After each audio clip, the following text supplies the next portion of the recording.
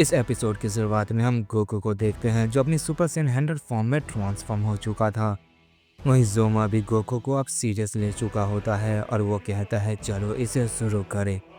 ये कहते हैं वो एक दूसरे के ऊपर लगातार अटैक करने लग जाते हैं। उनके हमले की वजह से वहाँ पर काफ़ी ज़्यादा तबाही मचने लगती है। उनके फायर देखकर मरनो को कुछ समझ ही नहीं आ रहा था। उसे सोचने का मौका भी नहीं मिल रहा था कि आखिर वो क्या करे। वहीं गोकू और जोमा उस फाइट को इस तरह लड़ रहे थे जैसे उन्हें ये करने में कितना मज़ा आ रहा हो। वो दोनों बिना रुके एक दूसरे के ऊपर अटैक किए ही जा रहे होते हैं। गोकू कहता है तुमने तो मुझे वेजिटा की याद दिला दी, हम भी पहले ऐसे ही लड़ा करते थे। वो बहुत ही घमंडी था। अगर वो मेरी पावर को देखता तो वो काफ़ी हैरान रह जाता। पर अफसोस कोई जिंदा नहीं बचा, सब मारे जा चुके हैं। वो हमेशा मुझसे आगे बढ़ने की कोशिश करता था लेकिन वो कभी बढ़ नहीं पाया। और जिस मकाम पे मैं आ चुका हूँ वो यहाँ पर कभी नहीं पहुँच पाता। इस पे जोमा कहता है मुझे भी किसी की याद आ गई है, मैं भी उससे इसी तरह फाइट करता था। वो काफ़ी ताकतवर और महान था, उसी ने मुझे इतना पावरफुल बनाया। मैं आज उसी की वजह से इतना ताकतवर हूँ। अगर आज वो जिंदा होता तो मैं उसका शुक्र अदा करता।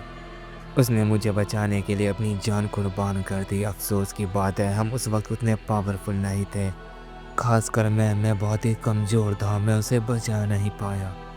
तभी मरनो कहता है लेकिन तुम अब ताकतवर बन चुके हो, तुम्हें हमारा साथ देना चाहिए।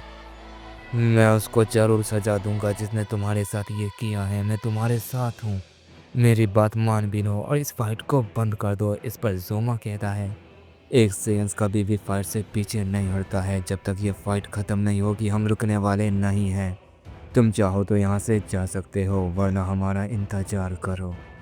ये कहते ही जोमा गोकू के ऊपर एक पावरफुल पंच करता है लेकिन गोकू उस पंच को ब्लॉक कर देता है और जोमा के ऊपर अपना पंच करता है जिससे जोमा काफ़ी दूर जाकर गिरता है। पर वो फौरन खुद को संभाल लेता है और गोकू के ऊपर अटैक कर देता है। ये देखकर गोकू भी उसके ऊपर टूट पड़ता है और फिर से उन दोनों के बीच काफ़ी तगड़ी फाइट होने लगती है। उन्हें देखकर ऐसा लग रहा था कि वो कभी भी हार नहीं मानेंगे और उनकी फाइट हमेशा ऐसे ही चलती रहेगी। वहीं इसके बाद हम गोकू ब्लैक को देखते हैं जो फ्रीजा के साथ एक नए मल्टीवर्स में आ चुका था जहां वो माजिम्बू से मिलता है। उस मल्टीवर्स में अर्थ नाम का प्लेनेट नहीं होता है क्योंकि उसे माजिम्बू ने तबाह कर दिया था। गोकू ब्लैक को पहले ये बात समझ नहीं आती है लेकिन धीरे धीरे उसे सब पता चल जाता है। उस मल्टीवर्स में न गोकू जिंदा था और न ही वेजिटा, माजिम्बू ने सबको मार दिया होता है। इस मल्टीवर्स में माजिम्बू को कोई भी हरा नहीं पाया था। ये जानने के बाद फ्रीजा और गोकू ब्लैक माजिम्बू के पास जा रहे होते हैं और उन्हें पता चलता है कि माजिम्बू जो एक यूनिवर्स पे रूल करता है। गोकू ब्लैक कहता है आखिर ये कैसे हो सकता है सीड्रा, मैं उसे मार दूंगा। इस पे फ्रीजा कहता है होश से काम लो गोकू, वो भले ही गॉड ऑफ डिस्ट्रक्शन बन चुका हो लेकिन उसके अंदर प्योर एविल पावर है। गॉड ऑफ डिस्ट्रक्शन बनने के बाद उसकी पावर और ज़्यादा बढ़ चुकी होगी, इसीलिए वो हमारे काफ़ी काम आ सकता है। इस पे गोकू ब्लैक कहता है लेकिन गॉड ऑफ डिस्ट्रक्शन मेरे सबसे बड़े दुश्मन है। अगर वो गॉड ऑफ डिस्ट्रक्शन है तो उसे भी मरना होगा। ये कहते ही वो सीड्रा की गर्दन को तोड़ देता है। फ्रीजा कहता है तुमने उसे कितनी बेरहमी से मार दिया, ऐसा लग रहा था कि तुम उसके परसों पुराने दुश्मन हो। इस पे गोकू ब्लैक कहता है तुमने सही कहा, पहले तो मैं सुप्रीम काल को मारता था तो ये मर जाते थे, पर मैं अब इतना पावरफुल बन चुका हूँ कि इन्हें अब अकेले ही मार सकता हूँ। फ्रीजा कहता है वो तो तुम्हें देख के ही पता चल रहा है, चलो माजिम्बू के पास चलते हैं। ये कहने के बाद वो यूनिवर्स 11 की तरफ जाने लगते हैं जहाँ का माजिम्बू था। उसने यूनिवर्स 11 के गॉड ऑफ डिस्ट्रक्शन को हराया था और वहाँ का गॉड बन चुका था। गोकू ब्लैक कहता है इससे पहले कि यहाँ के लॉर्ड बीरस को ये बात पता चल जाए कि हम यहाँ पर आए हैं, हमें उसे वहाँ से लेकर जाना होगा।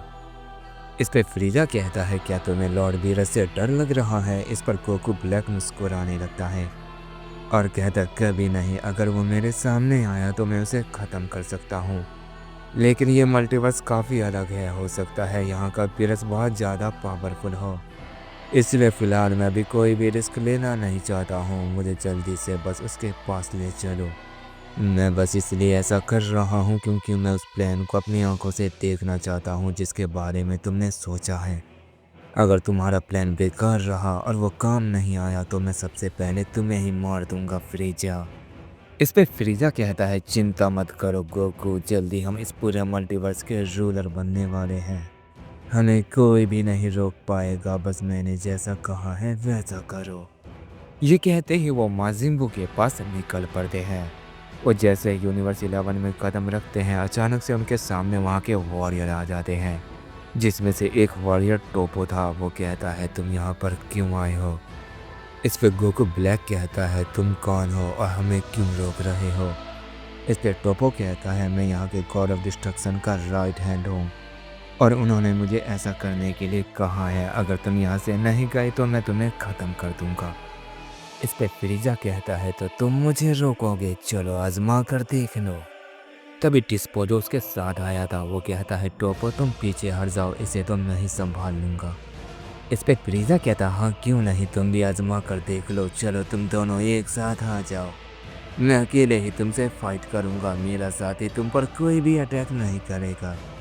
इस पे टोपो कहता है तुम्हें अपनी पावर पे कुछ ज़्यादा ही घमंड है, लेकिन टिस्पो उसे तोड़ देगा। जाओ टिस्पो उसे ख़त्म कर दो। ये सुनते ही टिस्पो फ्रीजा के ऊपर टूट पड़ता है और वो जैसे फ्रीजा के ऊपर पंच करने वाला होता है कि फ्रीजा वहाँ से हटके उसके पीछे आ जाता है और टिस्पो के बैक पे एक लात मारता है और वो टिस्पो से कहता है तुम तो काफ़ी ज़्यादा स्लो निकले, अगर मुझे हराना चाहते हो तो अपनी स्पीड बढ़ाओ। जिस तरह तुम लड़ रहे हो उस तरह तो तुम मुझे कभी छू भी नहीं पाओगे, हराना तो दूर की बात है।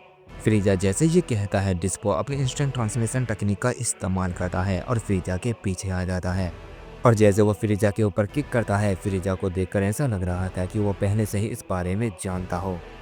वो एक ही पल में उसके किक को टॉच कर लेता है और उसकी गर्दन पकड़ के कहता है तुम नादान हो, तुम्हें लगता है कि तुम्हें फाइटिंग की सारी स्किल्स आती है, लेकिन तुम बेकार हो। तुम भले ही कितनी भी फाइटिंग स्किल क्यों ना सीख लो, पावर के सामने सब बेकार हो जाती है। ये कहते ही वो उसकी गर्दन को बहुत जोर से दबा देता है और कहता है अब मरो। डिस्पो ये देखकर काफ़ी हैरान हो जाता है और कहता है नहीं, उसने डिस्पो को इतनी आसानी से कैसे हरा दिया। ये कहने के बाद वो उसको बचाने के लिए आगे बढ़ता है, लेकिन बीच में गोकू ब्लैक आ जाता है और कहता है तुम कहीं नहीं जा सकते हो। उसने पहले तुम्हें ये ऑफ़र दिया था लेकिन तुमने उसे ठुकरा दिया और अब वो ऑफ़र ख़त्म हो चुका है। तभी फ्रीजा कहता है रहने भी दो गोकू, उसे आने दो, मैं उसे भी संभाल सकता हूँ। ये कहते ही वो डिस्पो को दूर फेंकता है और कहता है चलो तुम भी आ जाओ। गोकू ब्लैक फ्रीजा की बात सुनकर साइड हट जाता है। डिस्पो बहुत गुस्से में फ्रीजा के ऊपर अटैक करता है पर फ्रीजा उसके भी अटैक को टॉच कर देता है और कहता है तुम सब तो बहुत ही बेकार निकले, तुम सबसे लड़ने में मुझे बिल्कुल भी मज़ा नहीं आ रहा है, तुम काफ़ी कमज़ोर हो। इससे बेहतर तो वो बंदर थे जिनसे मैं फाइट करता था। इस पे टोपो कहता है अपनी बकवास बंद करो, मैं तुम्हें नहीं छोड़ूंगा। ये कहने के बाद वो फ्रीजा के ऊपर कई सारे पंच करता है, लेकिन फ्रीजा उसके सारे पंच को टॉच कर देता है और कहता है क्या तुम बस इतना ही कर सकते हो? इस पे टोपो कहता है नहीं, ये तो बस शुरुआत है। ये कहने के बाद वो बहुत ज़ोर से चिल्लाने लगता है और फ्रीजा से कहता है तुम्हें हराने के लिए मुझे अपनी फुल पावर का इस्तेमाल करना होगा। ये कहते वो अपनी ईगो फॉर्म में ट्रांसफॉर्म हो जाता है और कहता है ये मैंने बैल मोड से सीखा था और मैं इसका इस्तेमाल अब तुम्हारे खिलाफ करूँगा और तुम्हें ख़त्म कर दूँगा। इस पे फ्रीजा कहता हाँ क्यों नहीं, कोशिश करके देख लो। वहीं दूसरी तरफ हम गोकू को देखते हैं जो अपने घुटने के बल आ चुका था। ऐसा लग रहा था कि ये फाइट ख़त्म हो चुकी है और गोकू हार चुका है।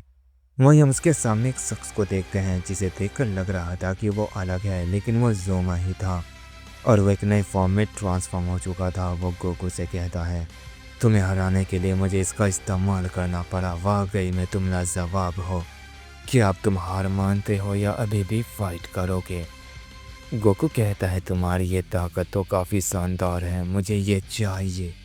मैं जानना चाहता हूँ कि आखिर तुमने इसे कैसे हासिल किया।